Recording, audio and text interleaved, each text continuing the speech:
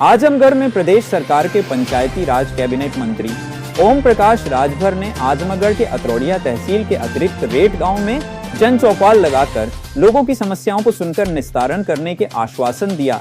Media से बात करते हुए उन्होंने कहा कि हमारे पंचायती राज विभाग द्वारा 2.5 वर्ष पहले जीरो पॉवर्टी लेन योजना बनाई गई, जिसके तहत हर गांव से 25 परिवार जो अब तक शिक्षा, स्वास्थ्य, राशन कार्ड, आवास, शौचालय, पेंशन और रास्ता आदि से वंचित हैं, उनका चयन 31 दिसंबर तक किया जाएगा और 3 महीने में काम चालू हो जाएगा। इस तरह 1 वर्ष में इस योजना के तहत 15 लाख परिवारों को एक साथ सभी आवश्यक सुविधाओं से जोड़ा जाएगा। समाजवादी पार्टी पर कटाक्ष करते हुए उन्होंने आगे कहा कि अपने झूठे वादे की वजह से 17 जैसी स्थिति इस बार सपा की होगी। विधानसभा में इस समय जगह जगह सर्वे कर रहे अपनी टीम द्वारा, क्या मिल रहा है इस समय? चूंकि आप पंचायती राज मंत्री हैं, ग्रामीण क्षेत्रों में जो ग्राम पंचायत स्तर पे काम होता है, क्योंकि आपके आने से ज्यादा लोगों की अपेक्षाएं बढ़ी हैं, क्योंकि यहाँ पे जल निकासी की समस्या, कई समस्याएं जहाँ बैठे हैं यहाँ पे भी है, तो इसके बारे में क्या बताना चाहते हैं? क्या कुछ लोग समस्या अपनी बताए भी हैं क्या? देखिए, केंद्र और प्रदेश सरकार द्वारा जो योजनाएं गरीबों के उत्थान के लिए बनी हैं, उनको जानकारी नहीं है। उनको जानकारी देने के लिए हम लोग काम कर रहे हैं। जैसे एक बड़ी समस्या बिजली की बिल की है। केंद्र सरकार ने, प्रधानमंत्री जी ने सूर्य घर मुफ्त बिजली योजना बनाई। आप गांव में टटोलिए कि कई % लोगों को पता है? 1% तो छोड़ दो, 0.01% भी लोगों को पता नहीं है कि इस योजना का लाभ कैसे लिया जा सकता है। अभी 1.5 महीना पहले हम लोगों ने बेरोजगारों के लिए की स्कीम 5 लाख बिना ब्याज का लोन, ब्याज उत्तर प्रदेश सरकार देगी। नौजवान जो बेरोजगार रोजगार करना चाहता है वो 5 लाख लोन लेकर के रोजगार करे, ब्याज नहीं देना है। इससे बड़ा क्या रोजगार करने का अवसर मिलेगा? तीसरी चीज आप उठा के देखिए कि हम लोग प्रदेश में, देश में जो गांधी जी का सपना है स्वच्छ भारत, उसको लेकर के हमारा विभाग गांव में RRC सेंटर, गांव में घर घर कचरा कूड़ा इकट्ठा कर करके ई-रिक्शा टाली के माध्यम से वो RRC सेंटर पर लाने की तैयारी, नाली की साफ सफाई, जहां नाली नहीं है उसकी नाली का निर्माण, जो नाले हैं जहां पानी की निकास नहीं है उसकी व्यवस्था। जब लोगों द्वारा इस बात की जानकारी होगी हम लोगों तक, तो उसका हम लोग निराकरण करते हैं।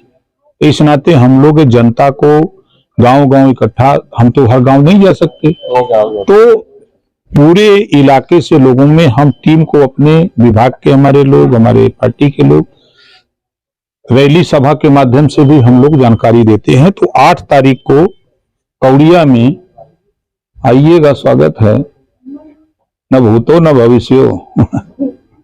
ऐसा कार्यक्रम होने जा रहा है कि जनता खुद, हम लोग जागृत कर रहे हैं, जनता अपने अधिकार के लिए लड़े, वो भीख ना मांगे। क्योंकि आप ग्रामीण क्षेत्रों से पूर्व परिचित, आपको क्या लगता है कि जैसे आप एक पंचायती राज मंत्री हुए, तो आपने अपने कार्यकाल में क्या प्रमुखता से देखा है कि जो बेसिक चीज जो जहाँ तक नहीं हो पाई आज तक?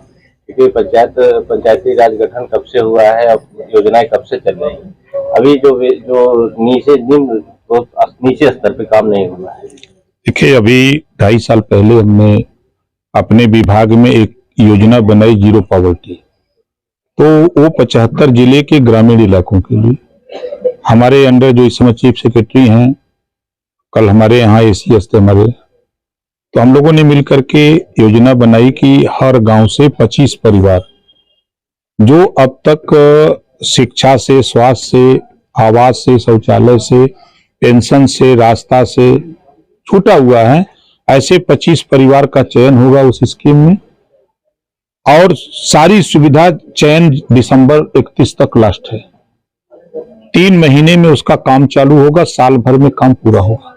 15 लाख परिवार को एक साथ शौचालय, आवास, शिक्षा, पेंशन, आयुष्मान कार्ड नहीं है तो आयुष्मान कार्ड, राशन कार्ड नहीं है तो राशन कार्ड, सारी सुविधा हम एक साथ देने जा रहे हैं, जिसकी घोषणा 2 अक्टूबर को मुख्यमंत्री योगी आदित्यनाथ जी ने जीरो पॉवर्टी की किया। एक ज्वलंत अभी है।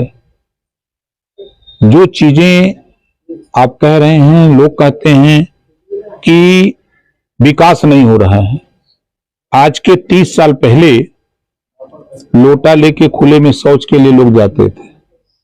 आज बड़े पैमाने पर लोग शौचालय का उपयोग कर रहे हैं।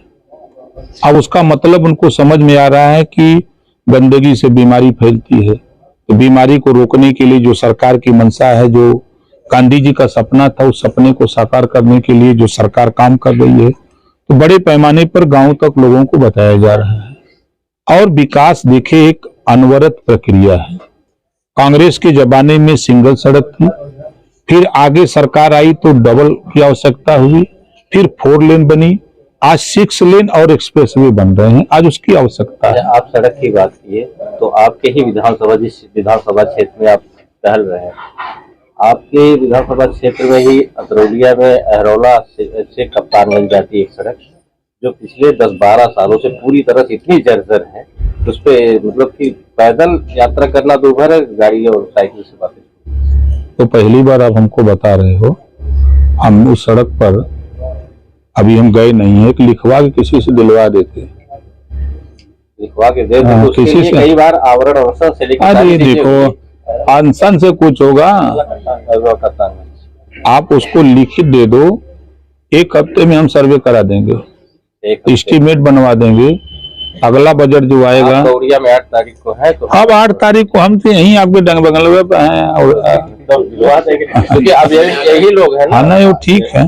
देखिए इन लोगों के पास जिला पंचायत के सदस्य हैं, तो जिला पंचायत में जो बजट है, जितनी उसकी क्षमता उतना ही लोग करेंगे। यही चीज हम कह रहे हैं कि ये लोग तो आपको बता सकते हैं ना, जो हाँ तो आज हम आए, आज भेंट हुई है तो आप बता रहे हो तो नहीं, हम चाहेंगे कि अगर आप से ही अगर ये काम हो। नहीं देखिए, ये आपको बता दें, सांसद को पैसा मिलता है, विधायक को पैसा मिलता है, और सांसद और विधायक अपने अपने सदन में जाते हैं तो इसी बात के लिए कि क्षेत्र में कहाँ उसको दिक्कत है, कौन सी सड़क खराब है, कहाँ नाली की आवश्यकता है, कहाँ क्या चीज की आवश्यकता है, तो वो सदन में इस बात को चाहे पक्ष हो चाहे विपक्ष हो रखना चाहिए और बताना चाहिए। क्षेत्रीय विधायक द्वारा कई बार सदन में इस चीज को उठाया गया है, वो दावा करते हैं। अब देखिए, जब विपक्ष में आते हैं तो याद आती है 4 बार सरकार थी ना, विधायक भी होती है। अरे मैं 4 बार सरकार थी ना, हम छोड़ दीजिए, सपा की 4 बार गवर्नमेंट थी ना, तो गवर्नमेंट थी तब क्या कर रहे थे,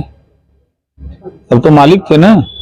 आज तो दोष दे रहे हैं कि भाजपा की सरकार ही नहीं सुन रही है, हम बोल रहे हैं। जब आपकी सरकार थी तब आप चुप थे। आजमगढ़ में तो 200 विधायक सपा के ही और सांसद। अरे तो राजभर जी की देन है कि जीते हैं, यदवा पारी उलाट देंगे 200, देखिएगा ना। अपने विधानसभा क्षेत्र का एक दादर गाँव, कौन विधानसभा है? ये तरोलिया में। अच्छा ठीक, दादर है, राजभर बस्ती है। हाँ। वहाँ पे अभी तक जाने लायक रोड नहीं है, मतलब कि जो भी आगे इसके पहले भी लोग मतलब कि कई बार एप्लीकेशन आपको भी दिया गया है। हमको बताया लोग कि आपको भी अवगत कराए हैं। मौखिक बताते होंगे, लिखित एप्लीकेशन दिया गया इसके आजादी से लेकर अब तक वो दादर एदिलपुर। अगर ऐसी बात है तो देखिए होता क्या, आपको बता दूं, जनता जब मन बना ले कि अपने काम के लिए, तो वो चुनाव के समय उसको याद आना चाहिए। चुनाव के समय वो नेता लोग भूल जाते हैं। जो नेता आता है वोट मांगने, तो उससे लोग दारू मुर्गा मांगते हैं। अगर सड़क मांगे, पुल पुलिया मांगे तो मजा आ जाए, लेकिन उस समय लोग नशे के लिए क्षणिक 8-10 दिन का चुनाव होता है, 15 दिन में, और उसी में भूल जाते हैं। आप बताओ कि इतने दिन हो गया उस गांव के लोग वोट दे रहे हैं, उनसे कहिएगा कि हम यही है, का नाम है, डाक बंगले पर। जब आप कह ही रहे हैं तब अहरौला विकास खंड का एक कोठरा गांव में जाता है, जो अभी भी वहाँ पे पूरे कमर से ऊपर पानी लग जाता है अभी भी, मतलब बारिश के समय में। और उस रोड, मतलब वहाँ रोड अभी बना नहीं है, कच्ची भी नहीं है सड़क वहाँ पे जाने की। रास्ता है कागज में है तो नहीं। आप लिख के दे दो हमको, देखो तो हम मिट्टी डलवा दें कड़ से। देखो आज का युग ये है ना कि अब सिस्टम लिखा पढ़ी में हो रहा है। मौखिक आप मिले कह दिए ये सड़क बन जाए, नहीं बन सकता। आप उसको लिख के देंगे। देखिए हम या हमारे जितने भी मिनिस्टर हैं, कागज अगर कोई देता है तो थोड़ा सा उसमें पैरवी करे जैसे पेपर हमको दिया तो हमने वहां से संबंधित विभाग को, पीडब्ल्यूडी को या ये का नाम है,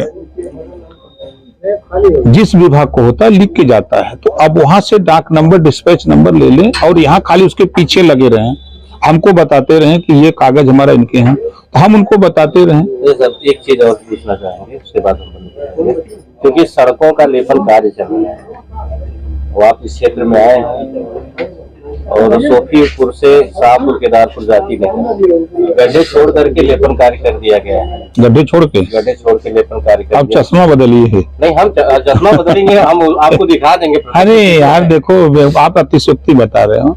कोई ठेकेदार गड्ढा छोड़ के, नहीं आप बात कर रहे हो, कोई ठेकेदार गड्ढा छोड़ के और सड़क पर दूसरी जगह लेपन करेगा? हम लोग भी घूमते हैं, ऐसा नहीं है। पूरी सड़क गड्ढा मुक्त नहीं हुई है। हाँ, ये बात हम देखो हुआ है, हम आपकी बात से हम सहमत हैं कि देखिए जैसे बजट, अगर आप बजट पे निर्भर करता है। 10 किलोमीटर बगल में, अरे छोड़ो यार, हम सड़किए में घूमते हैं, हम हवाई जहाज से नहीं घूमते हैं। सड़क पर देखो, जैसे बजट मिला, आप ही मान लो ठेकेदार हो, आपको मिला कि ये 5 लाख रुपए में इस सड़क का आपको गड्ढा मुक्त करना है, और पता लगा कि लंबाई उसकी 1 किलोमीटर है और खर्च उसका 7 लाख है, आपको 5 लाख मिला, तो आप 1 किलोमीटर नहीं बना सकते, आपको हर हालत में उसको 100-200 मीटर छोड़ देना पड़ेगा। ये दिक्कत है। मंत्री जी, क्या मदरसा के जो अधिनियम है उसमें कोई संशोधन होने जा रहा है?